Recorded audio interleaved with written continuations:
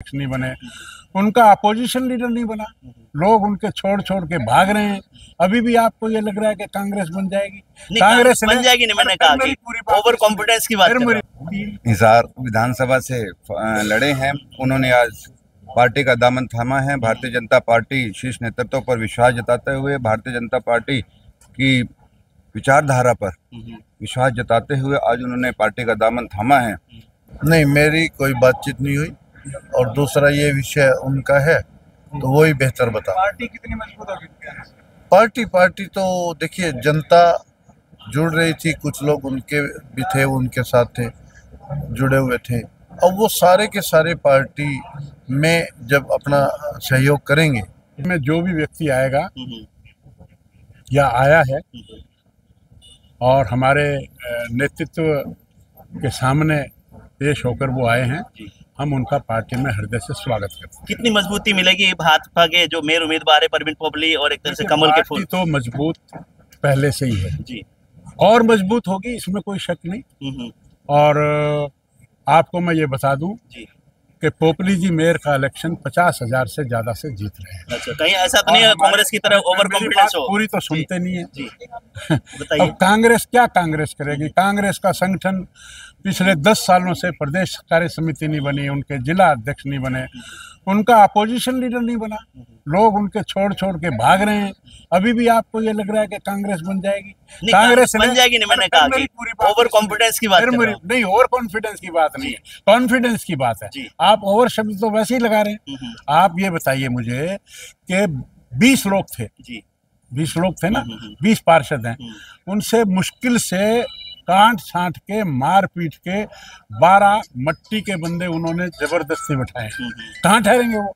अभी हमने मीटिंग की लगभग 120 लोगों की, विधिवत सूचीबद्ध, प्रभारी, सह प्रभारी, वार्ड प्रमुख, मंडल अध्यक्ष, प्रत्याशी का प्रतिनिधि, ऐसे 120 लोगों की अभी हमने 1.5 घंटा मीटिंग ली है और हमने पूरी माइक्रो लेवल की मीटिंग बुलाई है।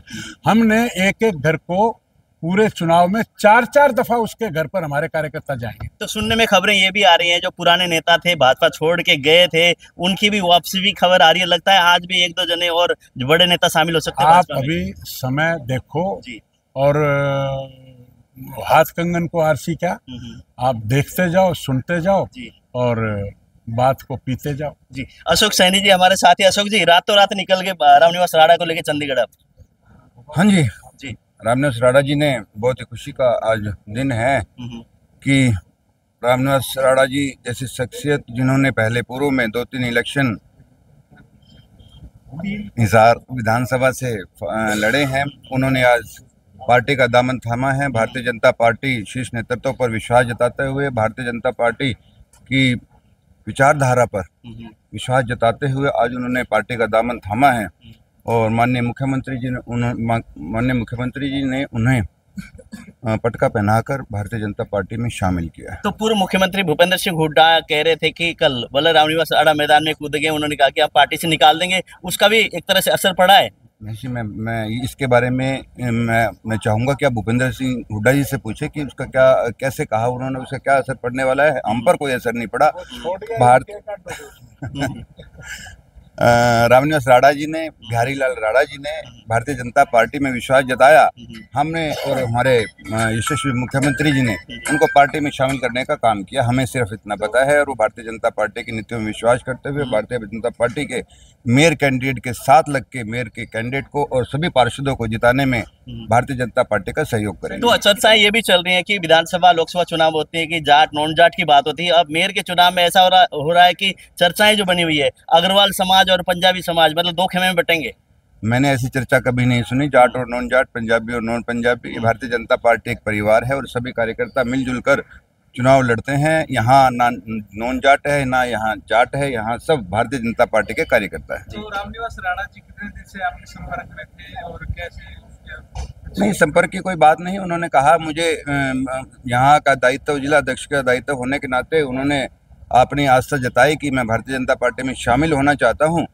तो मैंने उनको प्रॉपर चैनल से, जैसा कि पार्टी की रीति नीति है, मैंने उनको माननीय मुख्यमंत्री के समक्ष पेश करने का काम किया और उन्होंने उनका पटका पहनाकर माननीय मुख्यमंत्री जी ने उन्हें विधिवत रूप से पार्टी में शामिल किया। आज जो प्रचार वगैरह में भी चलते दिखेंगे राणा जी? बिल्कुल आएंगे, अगर पार्टी के मेंबर बने हैं तो अवश्य उनको आना ही होगा। अभी रवि सैनी जी भी हमारे साथ है। रवि जी, कितनी खुशी है, सैनी समाज इकट्ठा होता जा रहा है? देखिए, भारतीय भाजपा में हर आदमी अगर आना चाहता है तो भारतीय जनता पार्टी में आना चाहता है। अच्छा, आपके भाई नहीं दिख रहे?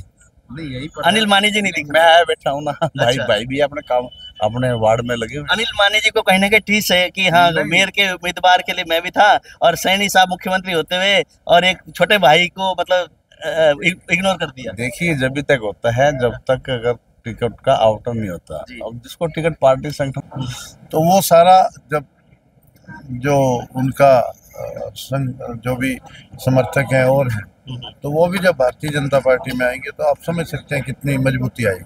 जी, तो आप क्या कहना है, जनता से क्या अपील करेंगे? जैसे विपक्ष के जो नेता थे, मैदान में खड़े थे, वो भी भाजपा में शामिल हो गए, वेट करता, दो ही कैंडिडेट मैदान में, बीजेपी और कांग्रेस, तो जनता से क्या कहना चाहेंगे? जनता जनार्दन से यही कहना चाहूँगा कि आप भारतीय जनता पार्टी को पहले भी स्वीकार कर चुके हैं, अब अपना और जोश और उत्साह के साथ स्वीकार करें, उनको वोट दें। भारतीय जनता भारत माता की, भारत माता की, भारतीय जनता पार्टी, नरेंद्र मोदी। अभी तक कल तक भारतीय जनता पार्टी के प्रत्याशियों की जीत मानी जा रही थी और अब मैं जनता जनार्दन से अपील करूंगा कि अधिक से अधिक वोट देके अधिक से अधिक वोटों से हिसार में भारतीय जनता पार्टी के 21 के 21 कमल खिलाकर एक हरियाणा में अपना जो है आदर्श स्थापित करें, ऐसा मेरा निवेदन। ओबली जी, जिस तरह से रामनिवास राणा बीजेपी में शामिल हुए हैं और बीते दिन भी वो बयान दे रहे थे कि कांग्रेस ने उनके साथ धोखा किया है एक तरह से, तो किस तरह से देखते हैं कि क्या वो कांग्रेस से परेशान थे? आपकी कुछ बातचीत हुई उनसे?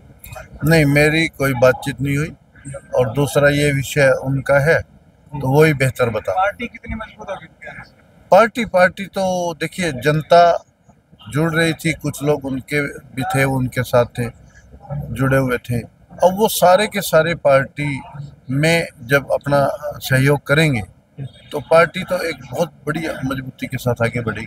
ठीक, आज की मीटिंग का असर क्या होगा? आज की मीटिंग का ये एक संगठनात्मक बैठक थी। हर वार्ड में हमारे जो भी सीनियर कार्यकर्ता हैं उनकी ड्यूटियां वगैरह उनको लगाई गई हैं, उनको बताया गया है। अब यहाँ से जाने के बाद सभी लोग अपने अपनी ड्यूटियां संभाल लेंगे। मैं जैसा पहले भी कहता आया हूँ और अब भी कह रहा हूँ कि यहाँ पे प्रत्याशी चुनाव नहीं लड़ता, यहाँ पे संगठन चुनाव लगता है। आप आज ने देखा कि 200-250 लोग 250 लोगों की जो ये बैठक रही है और यही कार्यकर्ता एक एक जो है मतदाता तक पहुँचेंगे, माइक्रो मैनेजमेंट का काम करेंगे और चाहे कितनी ही सुखद परिस्थितियां हो, अनुकूल परिस्थितियां हो, हमारा कार्यकर्ता अपना काम पूरा करता है। आज की मीटिंग के बारे में बता दीजिए, कौन कौन शामिल हुए और क्या एजेंडा था मीटिंग का? संदीप आज़ाद, प्रदेश से मीडिया प्रभारी, भाजपा हरियाणा।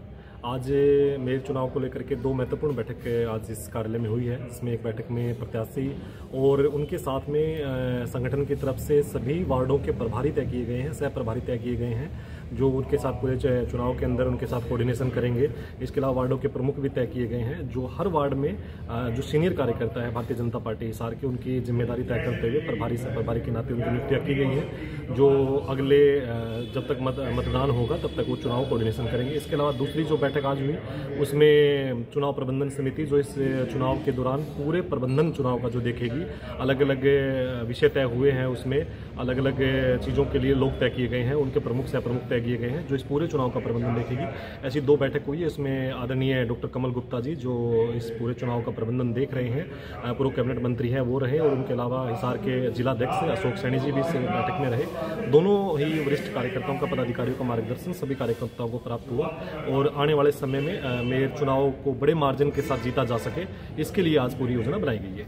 तो संदीप जी, हर वार्ड के अंदर 3-3, 4-4 टीमें बनाई गई हैं, तो क्या मतलब लक्ष्य है बीजेपी का? हर घर में कितनी बार जाएंगे, क्या कुछ करेंगे? देखिए, आज जो प्रभारी सह प्रभारी तय हुए हैं उस बैठक में ये भी तय हुआ कि कम से कम 3 से 4 बार हमें हर घर में दस्तक देनी है। अलग अलग टीमों के माध्यम से वार्ड टू डोर की अलग अलग टीमें हर प्रत्याशी की तरफ से बनाई गई है, जिसमें मेयर के लिए और वहाँ के वार्ड जो पार्षद है उसके लिए, दोनों के लिए वोटों की अपील करेंगे और बड़े मार्जिन के साथ ये निगम का चुनाव जीता जा सके, इसके लिए भारतीय जनता पार्टी के सभी कार्यकर्ता पूरी तरह से तैयार हैं। ये रामनिवास राणा आज बीजेपी में शामिल हुए हैं, क्या इसका असर पूरे हिसार में पड़ेगा?